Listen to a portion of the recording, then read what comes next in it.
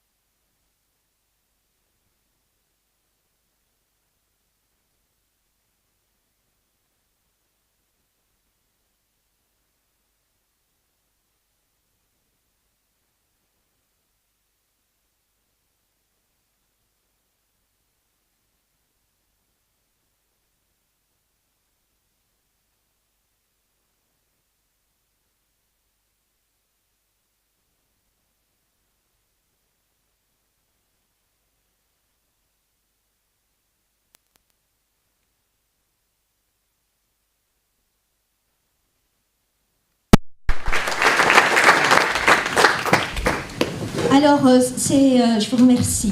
C'est une cérémonie aussi particulière puisque l'année précédente, au même moment, j'avais annoncé la réhabilitation de cette salle des fêtes. Et on espérait qu'elle soit prête pour nous accueillir ce soir à nouveau, et c'est chose faite. C'est une salle des fêtes qui a été réhabilitée en 1 an de travaux. Le reste à charge pour la commune a été de 207 334 €. Il faut savoir qu'il y a eu une participation des partenaires des services de l'État, mais également du conseil départemental à hauteur de 71%. C'est une réhabilitation qui était nécessaire et qui a apporté des performances à la fois énergétiques, une modification du système de chaleur. On a quitté les convecteurs électriques pour se diriger vers une pompe à chaleur, une amélioration de l'acoustique, mais également dans les salles qui se suivent de cet espace. Il y a eu une restructuration complète de l'espace sanitaire et également d'une salle qui va être également à la disposition des associations. Pour quelle raison ? Parce qu'aujourd'hui, notre objectif à la tête de la commune, c'est toujours de, premièrement, déterminer les besoins, deuxièmement, d'aller chercher toujours une mutualisation maximum du bâti, créer un espace pour un usage unique, quelques heures par semaine, ce n'est plus raisonnable aujourd'hui.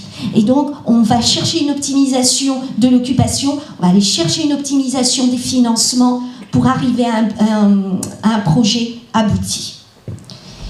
Je tiens à remercier de ce fait les services de l'État qui nous ont très bien accompagnés, et donc principalement Madame la sous-préfète de Pontivy qui a énormément soutenu ce projet de restauration de ces salles, mais également de la structuration de la cuisine centrale qui a déjà été inaugurée. Je tiens aussi à remercier le conseil départemental de son soutien sans faille sur les différents projets portés à la commune. Je tiens, Renan Loas, à ce qu'il y ait une transmission faite à notre cher président David Lapartien. Quelques éléments. Combien d'habitants sur la commune ? 2060 habitants. Nous avons eu 19 naissances. Malheureusement, la commune a été endeuillée par la disparition de 17 personnes à qui on pense fortement à eux ce soir. Il y a eu 10 mariages et puis 6 PACS. On va aller s'intéresser sur la thématique de l'urbanisme. Il y a eu 159 dossiers d'urbanisme qui ont été traités sur l'année 2025. 159, c'est un chiffre qui correspond à un rythme normal qu'on a pu connaître. Sachez qu'il y a eu toujours un pic en 2021-2022 au moment de la révision du PLU. Il faut savoir qu'il y a eu 25 permis de construire qui ont été déposés et traités. Souvent, on va se poser la question sur quelle est la situation financière. On voit plein de projets sortir de terre. Est-ce qu'on est endetté ? Oui ou non ? Et à quelle hauteur ? La question de l'endettement aujourd'hui, un indicateur qui est intéressant, c'est de savoir combien d'années on a d'endettement. En 2025, on est à 1,9, une année, 9. Il faut savoir qu'il y a une alerte lorsqu'on arrive à un niveau de 10 années. Donc on est très bien, avec 1,9. On a été dans une capacité de désendettement où on est passé de 2,3 à 1,9. Et pourtant, on a investi considérablement sur la commune. Alors des investissements structurels, comment on l'explique ? Je l'ai dit à l'instant, on détermine les besoins, on va chercher la mutualisation des salles, on ne va pas créer un lieu pour un usage unique, et on va aller chercher aussi les différentes subventions possibles. Ce qu'on va aller rechercher également, c'est un glissage subtil des projets en fonction, je dirais, des emprunts qui arrivent à terme. Et à ce titre, je tiens à saluer nos 2 adjoints aux finances, finances de fonctionnement et finances d'investissement, Monsieur Bruno Gabard, premier adjoint, ainsi que Monsieur Pascal Savine, présent également. Concernant les projets aujourd'hui, il y a eu tout d'abord un besoin qui a été travaillé. conjointement avec le club et les membres du bureau du foot. Le groupe AK. Je tiens à remercier le président Nicolas Josse qui a été extrêmement présent sur ce dossier. Il était accompagné de M. Caudal et de M. Foy. On a créé un COPI élu et les bénévoles des associations pour déterminer réellement leurs besoins et avoir un projet le plus juste possible. Aujourd'hui, sachez que le permis de construire a été déposé le 10 décembre, veuillez m'excuser, 2025. On va créer une surface avec une emprise au sol de 126 mètres carrés, avec un espace de vie de 82,92 mètres carrés. Le reste à charge pour la commune va être de 112 000 € et 764. En termes de financement, nous avons obtenu 43% de financement, à la fois du conseil départemental, mais également de la Fédération française de football. C'est un besoin nécessaire en termes de sécurité et en termes d'accueil des familles. J'en profite pour saluer les exploits sportifs d'ACA, et notamment, ils nous ont bien fait vibrer au niveau de la Coupe de Bretagne. Maintenant, nous allons parler d'une autre association. Il s'agit du judo. Petit parcours historique. Il faut savoir que c'est une association qui existe depuis 1999. C'est une association, et je tiens vraiment à les féliciter, ils sont ici présents. Le club de judo de Campénéac a formé 10 ceintures noires depuis leur création. C'est quelque chose qu'on peut saluer, et de plus, ils ont autour d'eux 28 adultes, 58 jeunes qu'ils accompagnent les mardis et vendredis. Quelles sont leurs conditions d'accueil? Eh bien, mesdames et messieurs, ils font du judo dans cette salle et dans la salle d'à côté. Ça veut dire que c'est depuis 1999 qu'ils prennent des tapis, qu'ils les installent, qu'ils les désinstallent avec les agents municipaux et eux, les bénévoles. Alors la bonne nouvelle, c'est qu'il va y avoir un projet qui va arriver au terme. Il y avait une opportunité à saisir. Quelle était cette opportunité? Eh bien, on a pu bénéficier, et ça c'est exceptionnel, d'un dispositif 1000 dojo. La commune de Campénéac a été sélectionnée pour ce dispositif 1000 dojo. Cela veut dire que l'Agence nationale des sports et la Fédération française de judo, avec des représentants de Paris qui se sont déplacés ici à Campénéac, qui ont apprécié la qualité d'accompagnement des enseignants de judo et ainsi que du président, et derrière avec une volonté de proposer un accompagnement pour qu'on puisse aller vers cette salle de judo. Eh bien, ils vont nous soutenir à hauteur de 66% du projet. Ils vont partir sur la réhabilitation d'un espace, d'une salle de stockage à l'extrémité de la salle des sports. Là, on va créer un espace, à la fois pour la salle du judo, mais ça ne sera pas que du dojo. Ça sera aussi du judo, du taïso, mais on va aller au-delà. C'est-à-dire que ça sera un espace qui sera destiné à l'accueil des écoles. C'est un espace, je pense notamment à l'association de yoga. Je pense au sport adapté de nos seniors qui ont besoin aussi d'un espace pour de la gym. Je pense aussi à notre association de capoeira. Vous voyez, on va créer un lieu et on va mutualiser l'usage. Donc, ça va être un espace. Alors, il reste combien à la charge de la commune pour cet espace? Eh bien, à la charge de la commune, 71 000 €. Donc, il y a un train, il faut saisir ce train. Ça va créer des petits bouleversements, mais on trouvera des solutions. Et notamment, je pense au club de vélo, VTT, Brocéliande, Rando, VTT. Donc, j'étais avec la présidente, on a échangé et on trouvera forcément une solution. On a toujours trouvé des solutions. Alors, le judo, cela veut dire qu'on va avoir un espace de 204 mètres carrés. Une salle d'entraînement de 177 mètres carrés, sans parler des sanitaires et des vestiaires qui sont inclus au-delà, pour arriver entre 177 mètres carrés et 204 mètres carrés. Est-ce que le permis de construire a été déposé? Oui, il a été déposé. Il a été déposé le 4 décembre 2025. Alors, on est attaché aux associations, on est attaché au sport. Pourquoi le sport? Parce que c'est un vecteur de lien social, c'est un bien-être aussi en termes de santé, et c'est un excellent remède pour conserver un super état d'esprit sur la commune de Campénéac. À cela, vous voyez ma transition. On va se diriger vers le projet du pôle santé. Aujourd'hui, la commune Campénéac doit s'inscrire dans une dynamique de santé, au même titre que les autres communes. Alors, on ne va pas chercher une concurrence, c'est pas dans la logique des choses, mais on va créer une dynamique. C'est-à-dire qu'on va offrir un projet qui va être complémentaire. Ce projet, c'est d'aller sur une parcelle qui est la propriété de la commune.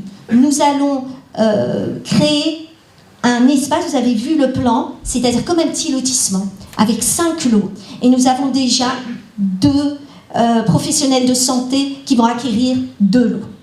À la fois le cabinet d'infirmières Tardivelle, Duchesne et Leblanc, merci beaucoup. Et puis, il va y avoir aussi l'arrivée d'une orthophoniste sur la commune, ici présente, et on est ravis qu'elle soit là. Donc c'est une offre de soins qui va être proposée aux Campénéacois. Vous savez, quand on a une orthophoniste ou un professionnel de santé qui vient et qui dit « je cherche quelque chose, je veux m'implanter sur la commune », eh bien, on trouve des solutions. Donc voilà, la volonté, c'est de se dire, aujourd'hui, il y a des professionnels de santé qui ne veulent plus nécessairement rester dans une maison médicale, parce qu'il y a autant de professionnels que de besoins. Donc il n'y a pas de concurrence à avoir, et se dire, moi je vais devenir propriétaire de mon bien professionnel. Alors quels sont les atouts de la commune de Campénéac? Un excellent classement.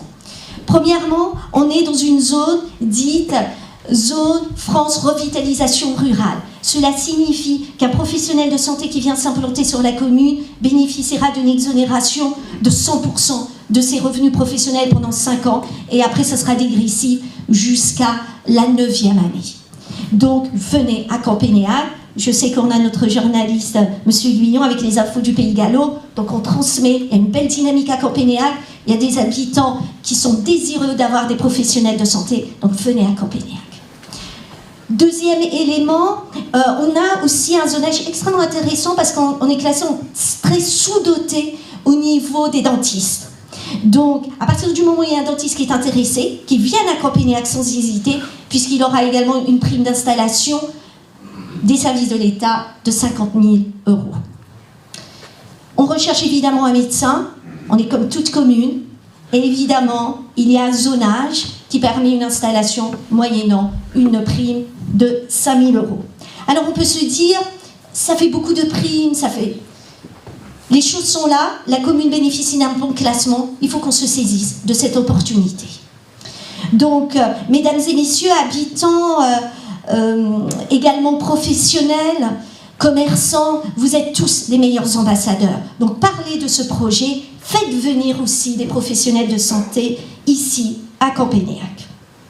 Maintenant, on parle souvent de la communauté de communes, et je tiens à excuser Monsieur le Président Patrick Le Diffon. Est-ce que le Pleuhermel Communauté soutient les communes? Est-ce que le Pleuhermel Communauté soutient la commune de Campénéac? La réponse est oui. Le meilleur exemple, c'est le centre de secours de Campénéac. Je suis ravie de cette décision. Je remercie tous les maires ici présents. Donc, que ce soit Joël Le Mazurier, que ce soit Nelly Jolivet, merci Michel, également nos 2 Michel. Je ne parle même pas de Jean-Charles Sentier qui a porté le bordereau au conseil communautaire. Il y a eu un vote unanime de l'ensemble des conseillers communautaires pour permettre l'extension du centre de secours de Campénéac.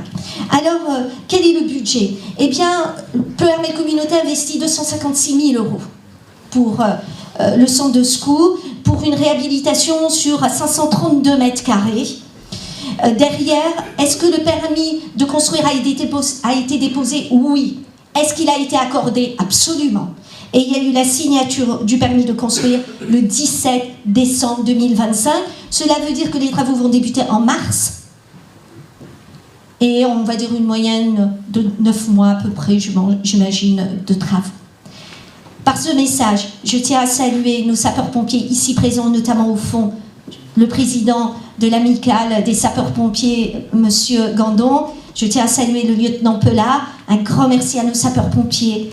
Nous sommes très attachés à votre engagement et on est là à vos côtés et les habitants le sont également. Alors voilà, j'arrive au terme des projets qui ont été signés en décembre 2025. Sacré mois de signature pour ce mois-ci. À présent, vient le moment des remerciements. Des remerciements, je les ai adressés à mes collègues maires. Je les adresse aussi aux élus. Merci, l'aventure s'achève dans les prochains mois. Merci beaucoup de votre implication toutes et tous dans vos différentes commissions. Vous avez permis de porter une belle dynamique sur la commune de Campénéac.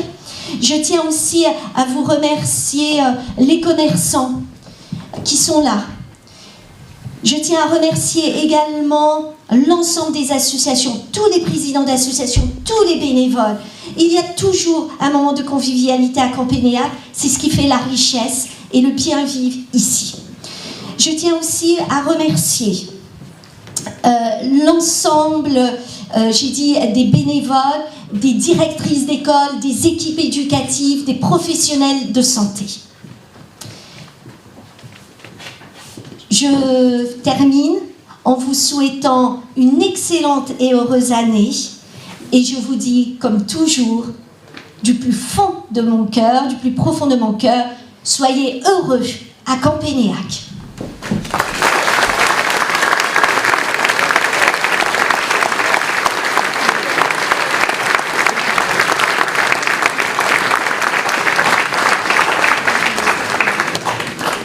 Alors, à présent, je vais laisser la parole à Madame Nolwenn Lemoigne, qui est adjointe à la vie associative, et nous allons débuter la partie où nous allons mettre à l'honneur des habitants de la commune de Campénéac pour leur engagement.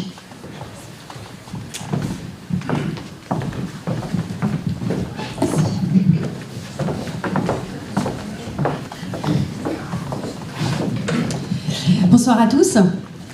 Alors voici venu le moment de remercier les Campénéacoises et des Campénéacois qui honorent notre commune par leur engagement bénévole en leur remettant une médaille communale.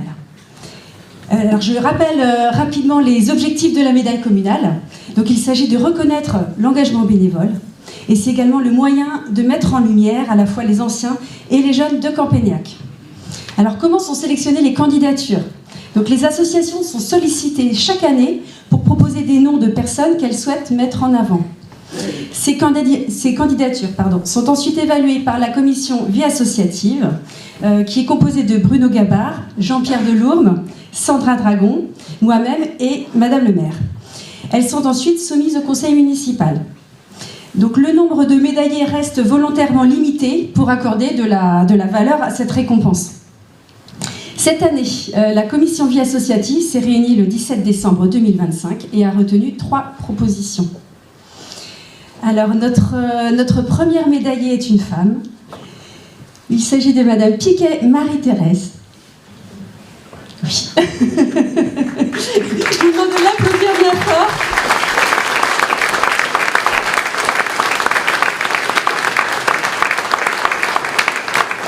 Madame Piquet Marie-Thérèse, son engagement pendant plus de 40 ans en faveur du don du sang. Félicitations, venez nous rejoindre, Madame Piquet.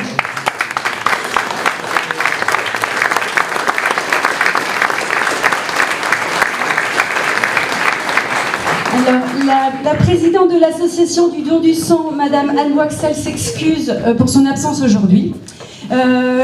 Monsieur Marcel Brogard, qui est le vice-président de l'association du don du sang, et Madame Chantal Largeon vont nous présenter donc l'action de Madame Piquet en faveur du don du sang.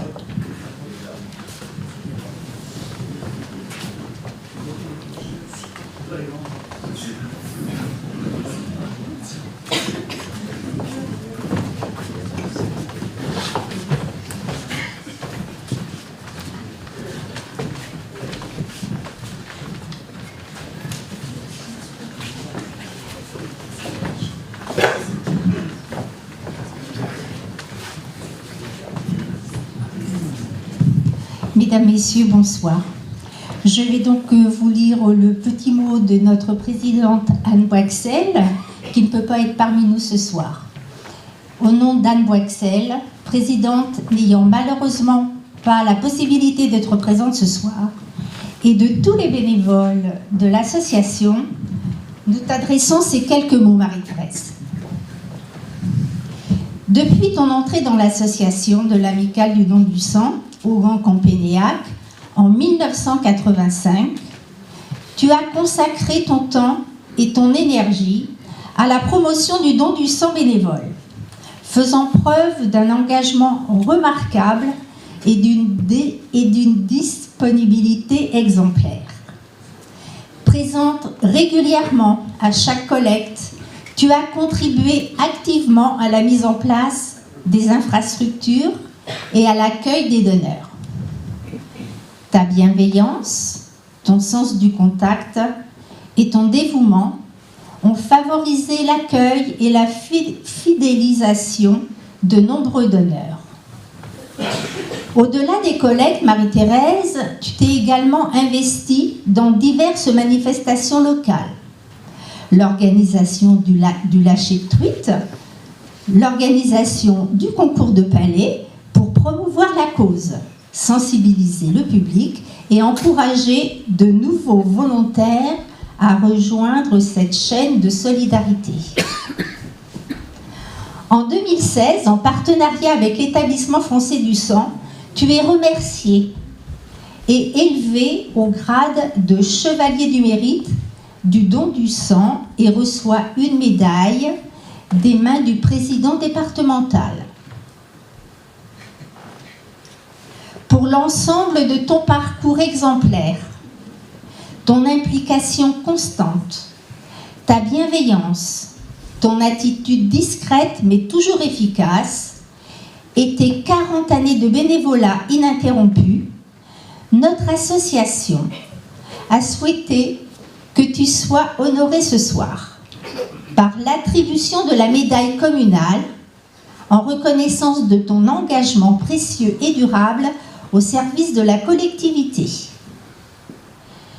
Madame la Présidente remercie chaleureusement l'ensemble des bénévoles et les partenaires qui œuvrent chaque jour pour faire vivre cette chaîne de solidarité indispensable. Elle formule ses vœux les plus sincères de santé, de bonheur et de réussite pour l'avenir de notre association et renouvelle ses plus vifs remerciements à Marie-Thérèse.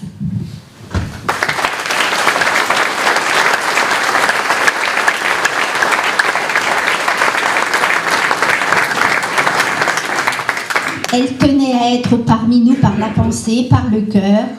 Amitié associative, Anne Boixel.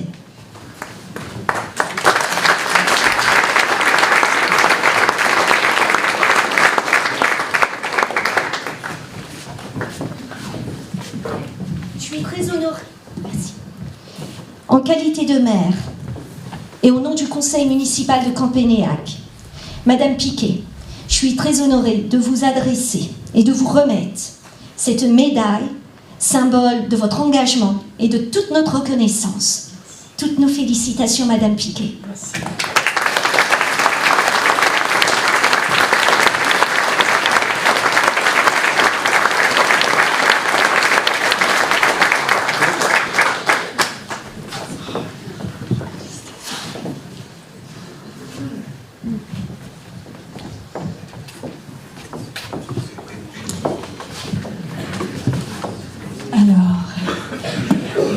Beaucoup d'émotions ce soir.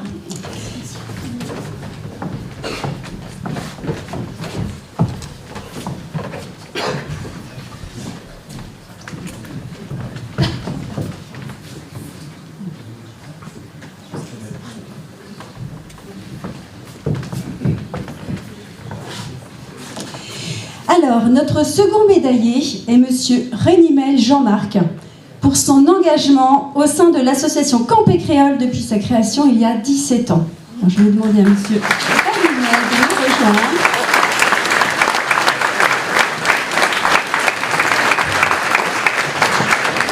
Mesdames Céline Roux et Catherine Dumaine vont venir nous présenter un petit mot pour présenter l'action de Jean-Marc. Merci. Merci. Donc Jean-Marc, qui est président de la Campé Créole depuis 17 ans. L'association a été créée le 6 janvier 2009.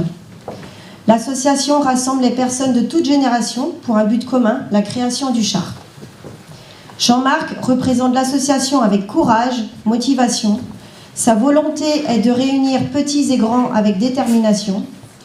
Il s'investit chaque année en recrutant des nouvelles personnes, d'autres partent. L'association veut rassembler tous ceux qui aiment contribuer, créer, rire, danser, partager une bonne ambiance à l'image de Jean-Marc. Si nous arrivons aujourd'hui à confectionner de magnifiques chars, comme nous faisons chaque année, c'est grâce aux papis et mamies fleurs et les bénévoles. Nous participons pour apporter de la joie au public, partager de bons moments, tous ensemble. Grâce à Jean-Marc et les bénévoles, Campénéac est représenté à Pleuhermel. Nous vous présentons quelques prix remportés. En 2014, premier prix général Attention au départ.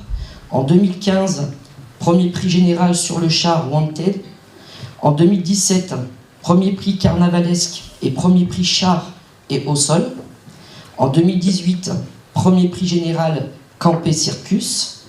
En 2023, premier prix artistique et premier prix carnavalesque le Mexique. En 2024, premier prix et premier prix carnavalesque les pompiers. Et en 2025, premier prix général sur le char des pirates.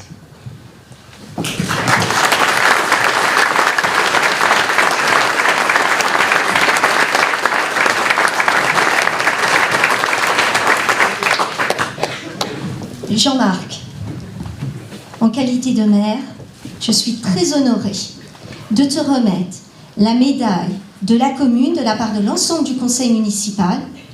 Tu as porté les valeurs de la commune de Campénéac, tu as représenté la commune de Campénéac.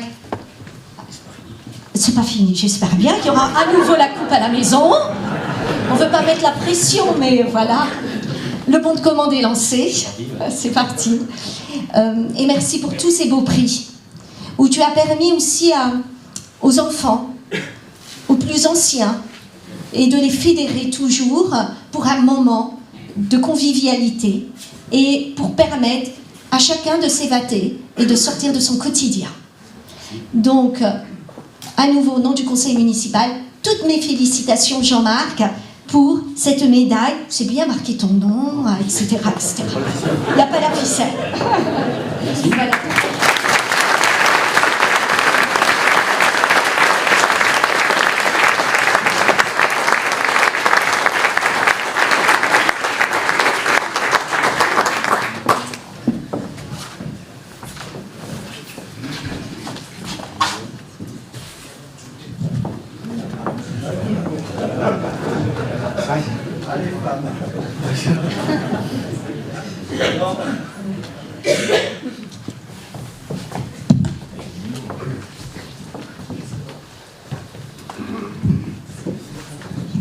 Écoutez, je remercie la population de Campénéac, surtout la Campé créolienne, toute génération confondue, comme disait Céline tout à l'heure. Ça fait 17 ans, on va dire 17 ans, mais aujourd'hui, un président est peut-être remercié ce soir, ou un autre membre, mais sans bureau, sans bénévole, il n'y a rien aujourd'hui. Je représente la Campé créole, certes, j'attire les gens vers moi pour faire plaisir à Campénéac, pour me faire plaisir à moi, et je suis très fier de ce que je fais ce soir. Maintenant, je remercie surtout 3 personnes qui me suivent depuis 15 ans. Il y a Sandra, Valérie et mon épouse. Et si aujourd'hui je suis là, en explication à la création du carnaval, c'est grâce à monsieur le maire, hélas disparu, Christian Andis, qui était venu me chercher pour créer un groupe. Et ce groupe, il existe depuis maintenant 2009, et on n'est pas prêt de s'arrêter comme c'est parti là. Merci à vous et bonne soirée.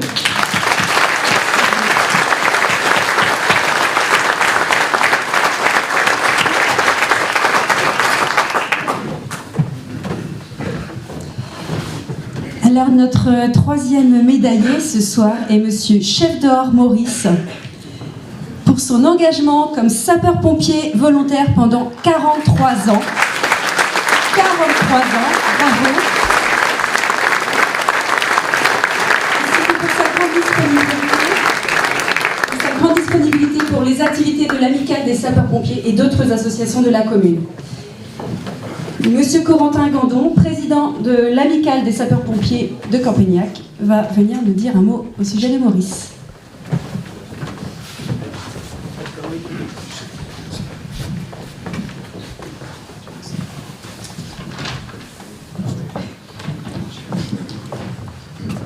Alors Maurice, tu es né à la Tauponnière en 1960, tout près de la forêt.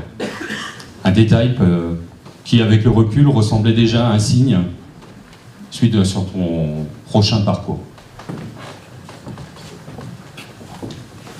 En 1982, tu intègres à la fois le corps des sapeurs-pompiers de Campagnac et les services techniques de la commune. Dès lors, ton engagement ne faiblira jamais.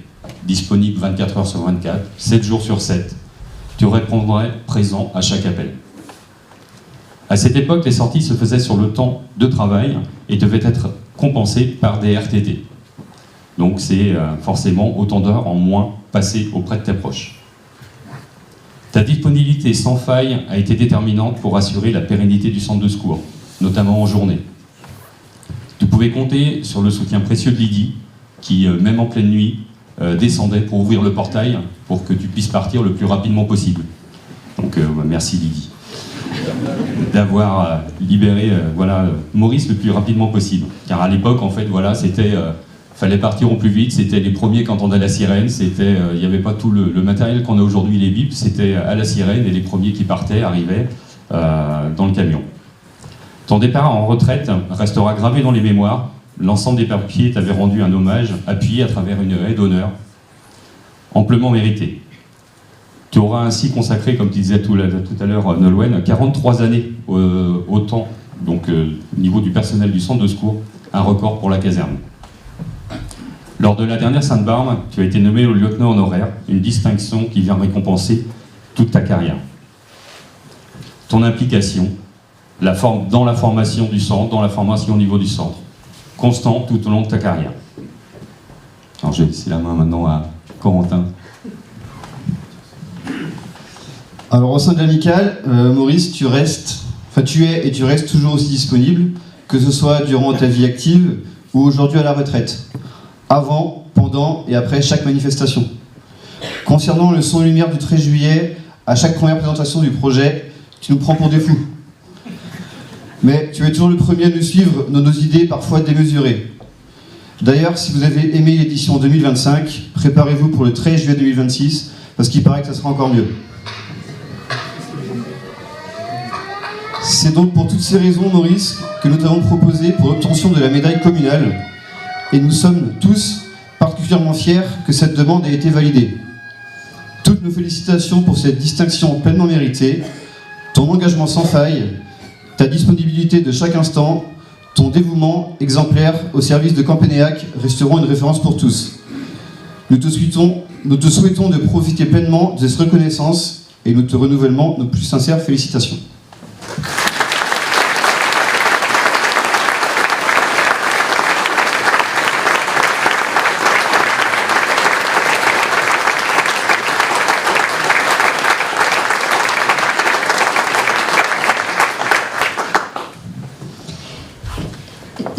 Chef d'or.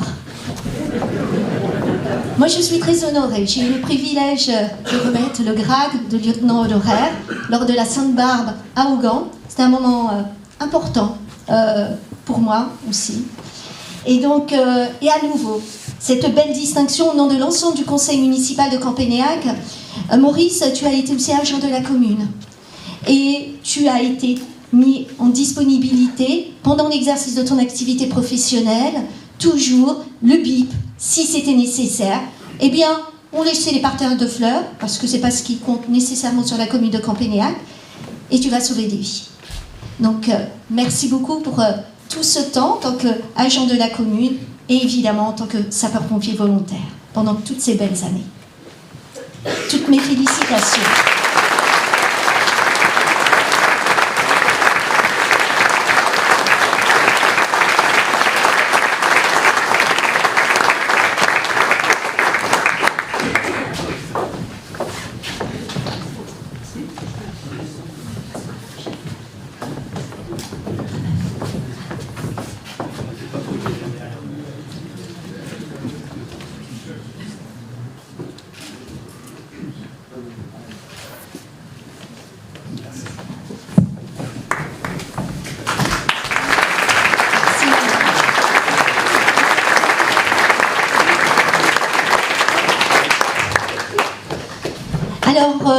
je vais laisser à présent la parole au vice-président du conseil départemental, monsieur Ronan Loas, pour quelques mots, et ensuite avec monsieur le sénateur.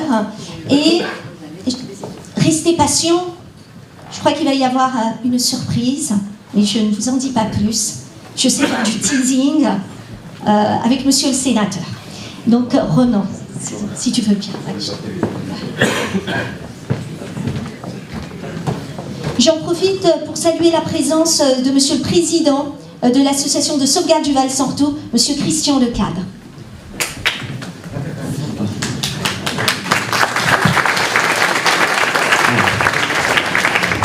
Eh bien, tu m'avais pas dit que je devais faire un discours, mais je vais essayer.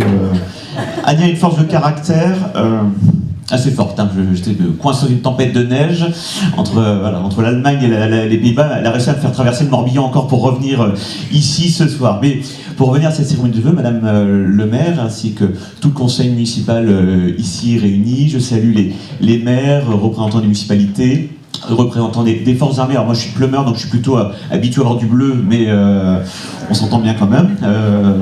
Je salue aussi le SDIS naturellement, les polices municipales, ainsi que vous tous, commerçants et bénévoles, monde associatif, parce que ces cérémonies de vœux sont aussi des moments extrêmement importants parce que ça marque non pas que le début de l'année, on est certes le 3e jour, mais c'est aussi les moments dans lesquels on ressent un peu l'ADN, l'identité des communes, on met en avant des personnalités parce qu'il n'y a jamais de parcours individuel. Je crois que ce qui forme la commune, c'est aussi ce sentiment d'appartenance, d'attachement, ce sujet qui est celui du vivre ensemble. Ces vœux sont aussi particuliers, on ne peut pas tout faire, tout dire, tu l'as bien expliqué aussi, particulier parce que c'est naturellement la fin de ce mandat 2020-2026, un mandat, il faut rappeler qu'il n'a pas été simple.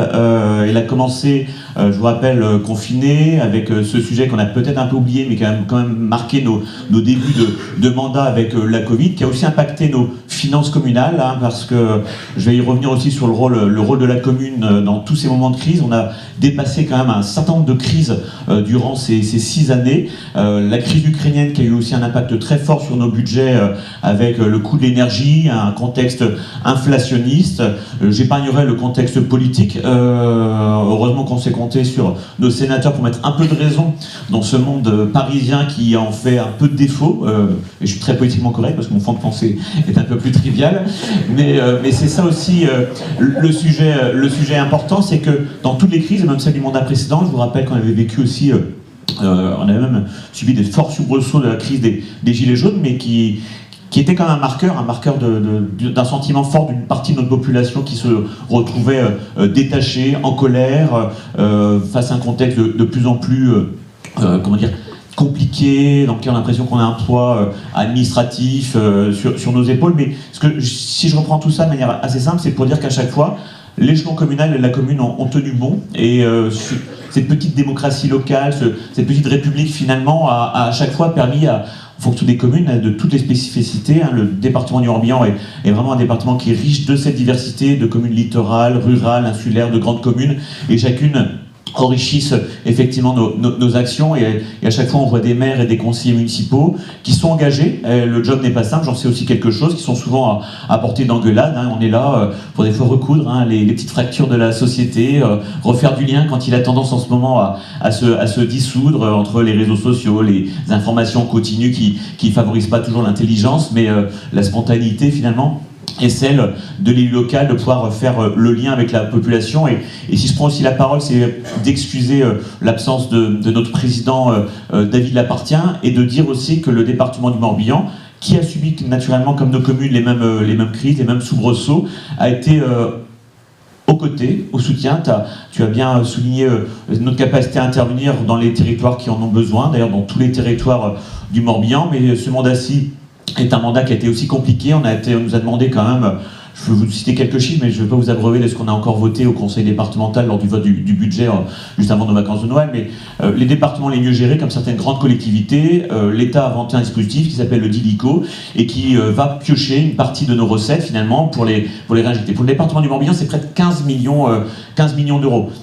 pourrait se dire, c'est quoi l'échelle d'un volume d'un département? 15 millions, si je parle de la culture, et c'est ma délégation, c'est à peu près 5 millions, à peu près autant sur l'environnement. Vous voyez, 15 millions d'euros, c'est des choses aussi qu'on pourrait réaliser sur les territoires. C'est bien plus que les 3 autres départements de la région Bretagne, et c'est quand même un dispositif qui est assez ingrat, parce qu'en réalité, il pénalise les bons gestionnaires, et à chaque fois, on a vécu ça même pour les crises énergétiques, c'est que les bons gestionnaires, on avait tendance à ne pas être aidés au profit de celles et ceux qui n'avaient peut-être pas fait les efforts. Mais dans tous les cas, dans les bonnes nouvelles, c'est qu'on va porter près de 185 millions d'euros d'investissement à échelle du département du Morbihan, avec, si tu évoquais le sujet de la dette, on est à peu près à 80% de dette en moins que la moyenne des départements français. Vous voyez, avec un investissement qui est lui massif. Dans les bonnes nouvelles, je sais qu'un certain nombre de maires l'attendaient, c'était le sujet du programme de solidarité territoriale, ce dispositif qui permettait d'aider les projets des communes. Et il est évident qu'on était à un moment dans une vraie tempête budgétaire et que le choix était difficile, et collectivement il y a eu du débat, faut être clair, et qu'en fonction de l'avancée dans l'année, on verrait comment on pourrait remettre en place ce dispositif, parce qu'on sait que c'est souvent le petit coup de pouce qui permet la réalisation de beaux projets sur nos communes. Mais c'est vrai qu'on va avoir plein de défis qui sont ceux déjà connus, un défi environnemental, un défi social. Dans ce défi aussi des solidarités, on aura le défi d'une population qui vieillit, avec ce sujet de l'isolement social, celui de l'accompagnement par davantage de maintien à domicile, et c'est 53% du budget du département, toute cette compétence du social, de l'autonomie. Mais pour vous dire qu'on n'oublie pas non plus les jeunes, et on aura un investissement massif cette année. On va investir près de 35 millions d'euros sur les collèges départementaux, les collèges publics naturellement. Et tout ça, je vous le dis, à chaque fois avec l'expertise des élus locaux qui savent orienter aussi l'investissement au plus juste. Un euro pensé doit être à chaque fois, un euro dépensé doit être à chaque fois un euro pensé. Donc je ne serai pas naturellement plus long. Je tenais à vraiment te remercier pour cette intervention à venir ici, parce que pas juste le plaisir de parler, de dire des choses, mais aussi le plaisir de découvrir les projets, de rencontrer des personnes, toutes celles et ceux qui font vivre je pense, un des plus beaux départements. Enfin, on a une vraie richesse, un département qui est attractif, c'est une chance aussi, des défis qui sont énormes, et je sais qu'on saura tous compter sur l'action de nos élus locaux, du monde bénévole, des acteurs économiques du territoire. Donc pour terminer, je tenais à vous souhaiter une belle et heureuse année 2026, qu'elle soit riche de projets, de réussite, et de bonheur personnel, et surtout d'apaisement. Merci à toutes et à tous.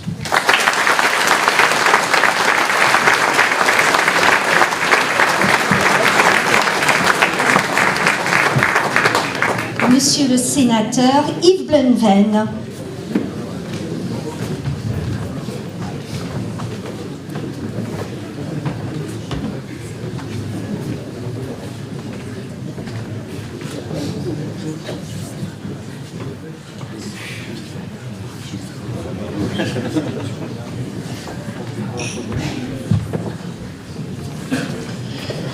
Bonsoir à toutes et à tous.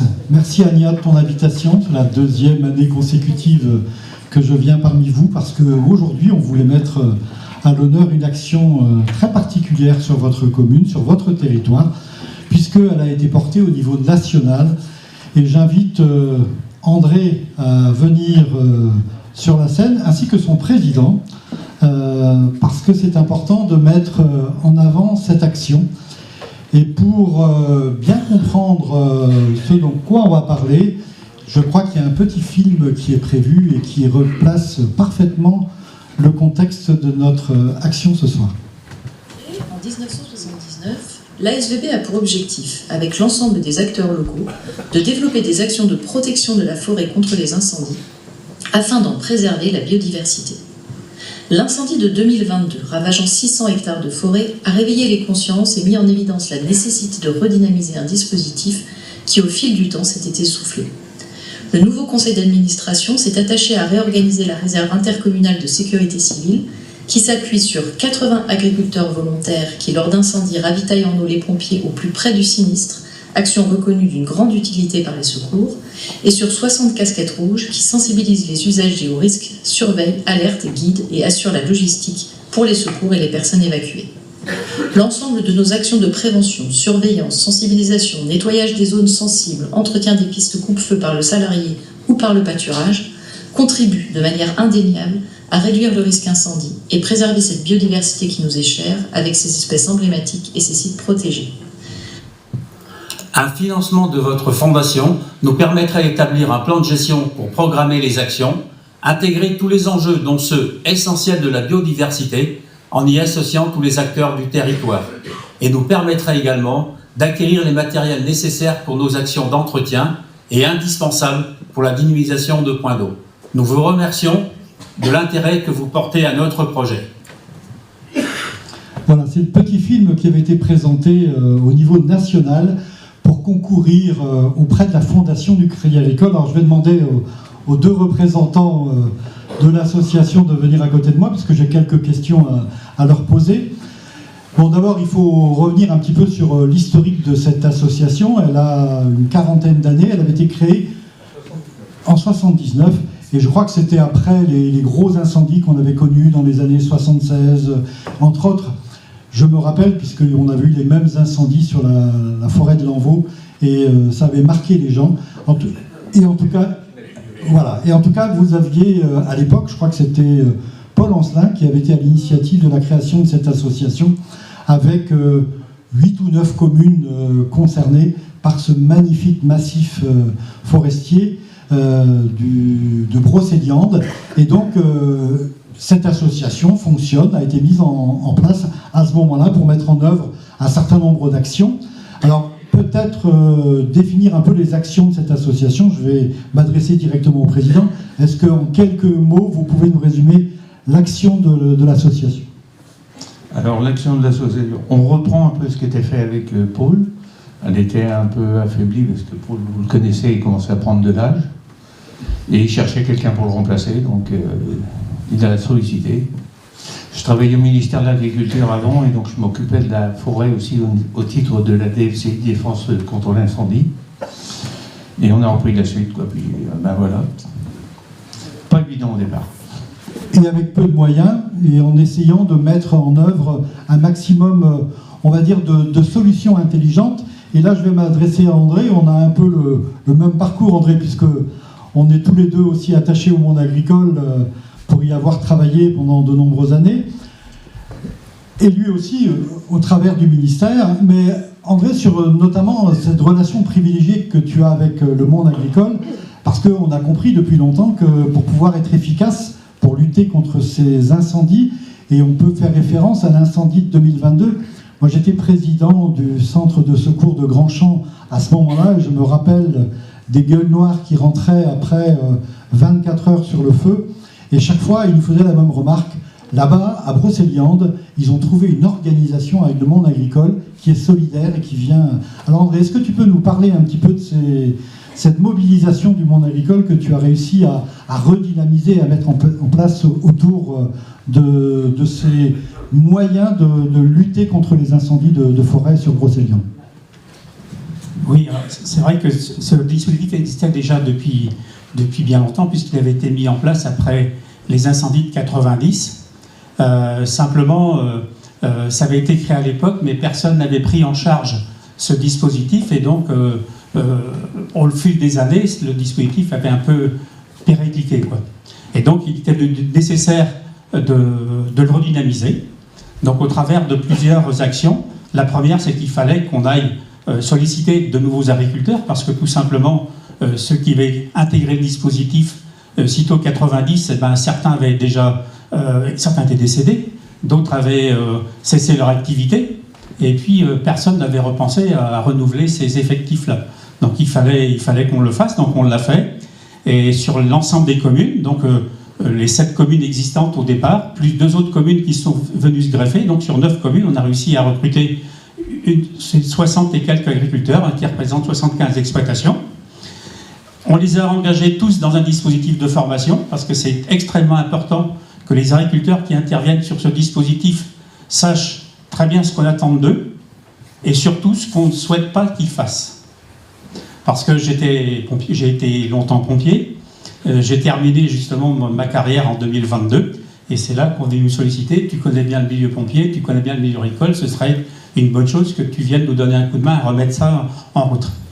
Et donc on a refait des formations. On a eu 60 ou 62 pompiers, je crois, qui sont venus aux deux demi-journées de formation que l'on a fait en 2023. On avait organisé au centre de secours de Pleurmel. On voulait aussi également leur donner de la visibilité, parce que on a tiré un peu les expériences de 2022. C'est qu'on a des agriculteurs qui se sont mobilisés, les réseaux sociaux ont très bien marché. On disait il y a besoin d'eau sur l'incendie de Brocéliande, donc les agriculteurs sont mobilisés. La difficulté, je rejoins ce que je disais tout à l'heure, c'est que les gens venaient dans une très bonne intention de vouloir faire des choses du mieux possible, mais comme ils ne connaissent pas du tout le fonctionnement des sapeurs-pompiers, ça a été un peu compliqué. Et donc on a eu des agriculteurs qui sont venus de loin, parce que je crois qu'il y en a qui sont venus de Loire-Atlantique, il en est venu de l'autre bout du département, et donc personne pour les prendre en charge, personne pour s'occuper d'eux, eh bien ils se sont pris par la main, et puis ils ont fait. Parce que laisser les agriculteurs à rien faire, c'est impossible. Donc ils ont fait des choses, et je ne vais pas dire qu'ils ont mal fait, mais ils ont fait un certain nombre de choses qui n'ont pas forcément servi à grand-chose, on va dire ça comme ça, parce qu'ils pensaient bien faire, mais les actions devaient être menées en concertation avec les commandants des opérations de secours, et ça n'a pas été le cas. Et ça aurait pu être bien plus problématique que ce que ça l'a été sur 2022. Ça l'a été au bord de la côte, je l'ai su après, parce que les gens s'engageaient sur les pistes et sur le chantier, en fait, pour essayer d'arroser ce qu'ils pouvaient arroser. Et donc, ils pouvaient gêner, bien sûr, les secours qui étaient au sol, mais ils ne pensaient pas du tout aussi aux moyens aériens, qui, eux, lorsqu'il y a des engins disséminés partout, alors autant les engins pompiers, donc par radio, le commandant de secours arrive à leur dire mettez-vous à l'abri parce qu'on va avoir la regard sur tel flanc ou sur tel flanc. Mais les agriculteurs, lorsqu'ils y sont, comment les contacter? Ils n'ont pas de radio, et même si on avait leur numéro de téléphone, là-haut le téléphone ne passe pas. Donc c'était un peu compliqué. Et donc c'est un deuxième point qui nous a dit qu'il va falloir qu'on cadre les choses.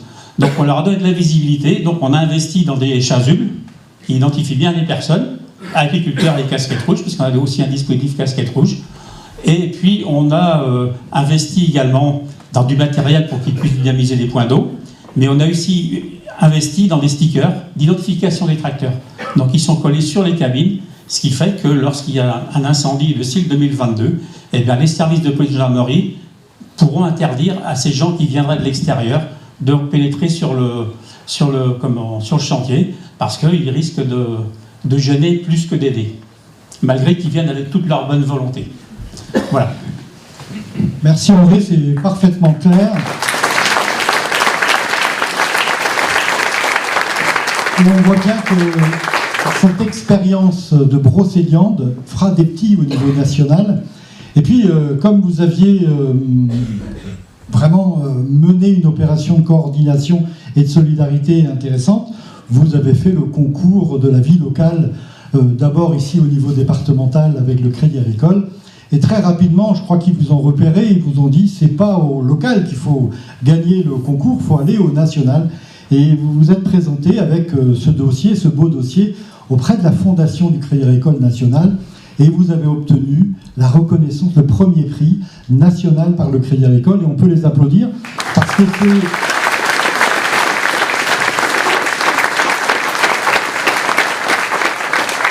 c'est la preuve que votre exemple, votre travail peut faire des émules, peut faire des petits. En tout cas, bravo pour ce que vous avez fait. C'est pour cette raison, André, et pour l'action que vous avez menée, que je te remets cette médaille du Sénat, qui est aussi une reconnaissance nationale.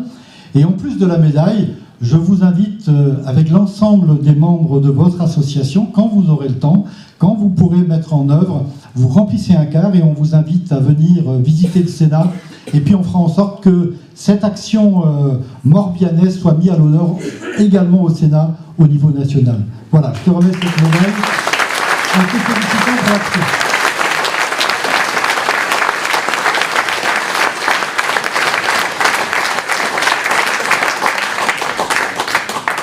Voilà, donc Ania m'avait demandé de venir remettre cette médaille. Tu veux qu'on fasse la photo ?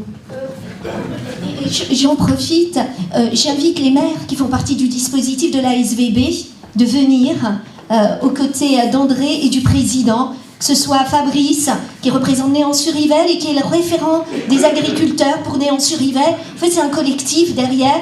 Michel Gorté, maire de Tréorantoc, Bignon, également, les adjoints de Bignon, vous faites partie du dispositif. Ne pas hésiter. Alors, j'espère ne pas oublier Jackie et Allé. Je ne sais pas si on a des casquettes rouges et des agriculteurs. Oui, merci beaucoup. C'est toute l'équipe de l'ASVB ce soir qu'on souhaite mettre à l'honneur. Merci, monsieur le sénateur. Merci.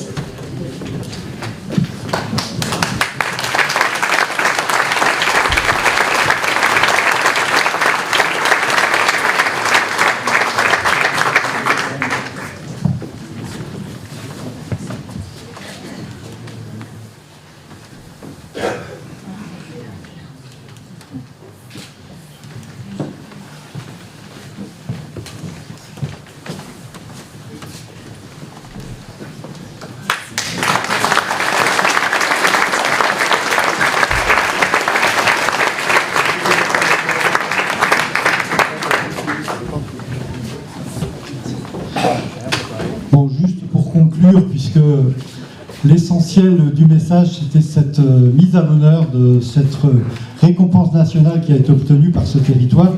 Moi, je voudrais juste, pour finir, avant de vous souhaiter mes vœux, vous dire qu'à l'image de ce qu'on vient de vivre là ce soir, avec les différentes interventions, on peut vivre dans un monde particulièrement agité, c'est ce qu'on vit actuellement, avec une géopolitique qui s'agite presque tous les jours. On a encore vu aujourd'hui avec ce qui se passe au Venezuela, avec une politique nationale qui frôle la catastrophe, avec une désunion totale. Et on peut vivre avec là-haut un pays qui a l'impression de déjanter complètement.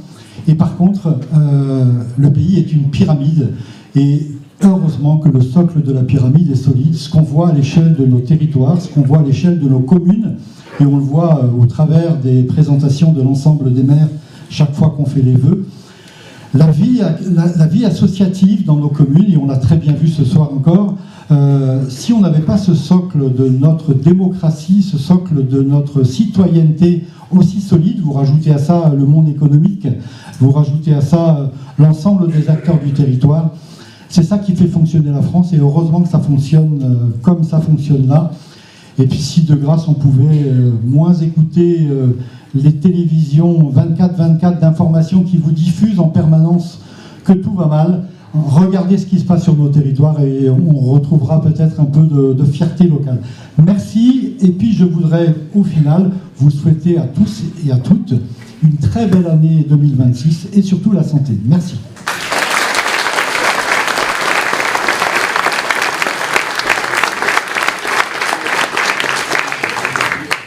Alors, mesdames et messieurs, nous arrivons au terme de la cérémonie. Place aux festivités. Je vous renouvelle, au nom de l'ensemble du conseil municipal, tous nos vœux de bonheur, de réussite, de santé et de joie sur la commune de Campénéac. Le cocktail est préparé par monsieur et madame Lefebvre de Campénéac avec leur entreprise du coup dans ma cuisine. Donc passez une excellente soirée et puis on va passer un moment d'échange. Merci de votre attention.